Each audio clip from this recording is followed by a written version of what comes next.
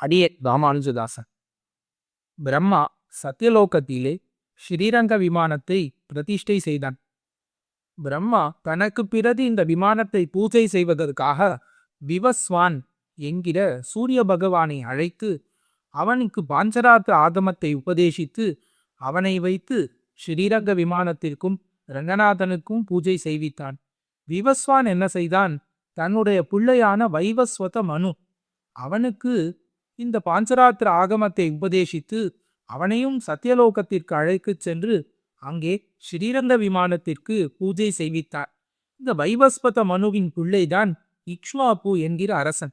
இவன் பூலோகத்திலே அயோத்தியை என்கிற நகரத்திலே ரொம்ப தர்ம முறைப்படி ராஜ்ய பரிபாலனம் பண்ணி கொண்டு வந்தார். வைவஸ்வத மனு தன்னுடைய பிள்ளையான இக்ஷ்வாகுவுக்கு இந்த பாஞ்சராத்திர ஆகமத்தை உபதேசித்து அவனுக்கு ஸ்ரீரங்க விமானத்தின் மகாத்மியத்தை எல்லாம் எடுத்து கூறினான். அப்பொழுது இக்ஷ்வாகு நினைத்தானாம், நம்முடைய தகப்பனார் வைவஸ்வத மனு, அவருடைய தகப்பனார் விவஸ்வான் எல்லாரும் சத்தியலோகத்திற்கு சென்று அங்கு இந்த ஸ்ரீரங்க விமானத்திற்கு பூஜை செய்து அதனாலே முக்தி அடைவார்கள். ஆனால் என்னால் அப்படி போக முடியாது.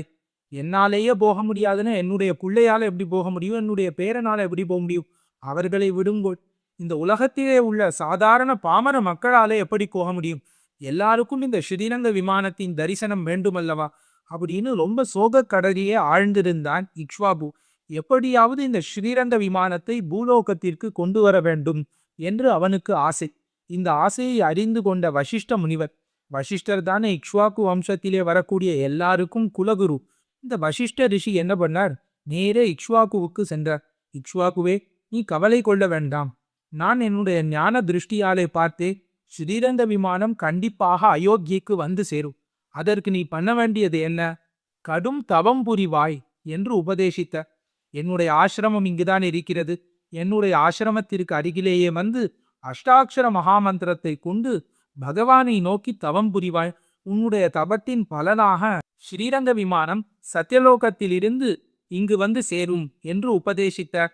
இக்ஷ்வாகுவும் அந்த உபதேசத்தை அடிவொத்தி அவனும் வெயில் காலத்திலே அக்னிகருக்கு நடுவாக நின்று கொண்டு, குளிர்காலத்திலே ஜலத்திற்கு நடுவிலே நின்று கொண்டு, மழை காலத்திலே கொட்டும் மழையிலே நின்று கொண்டு இப்படி கடும் தவம் புரிகிறான் இக்ஷ்வாகு.